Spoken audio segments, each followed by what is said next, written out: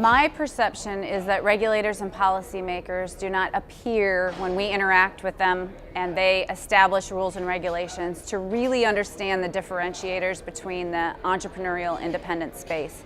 And some examples of that really are independent contractor that we've been working on since the 90s, really defining what an independent contractor is, and that the independent financial advisor, one of my first signs honestly is when I sit down with a policymaker or a regulator and they actually use the term broker, because in our world, financial advisors, financial planners, trusted advisors do much more than perhaps the traditional broker that they're used to, that concept that they're talking about. And so that translates into things. The hot topic, of course, is Department of Labor regulation right now.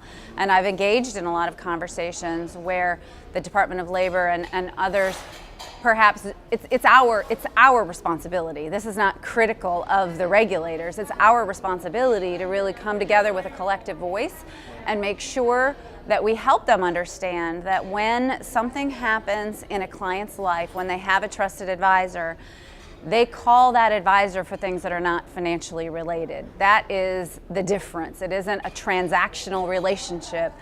We have examples for our advisors of where they're the call right after the family when a spouse passes away, not necessarily to deal with financial issues, but to deal with, hey, help us with the arrangements and their friends. They've developed friendships. And so trying to get that message across to the policymakers so that it's never really the what that's the problem, it's the how. It's the tactical components to how we approach our collective desire to do what's in the best interest of the investors.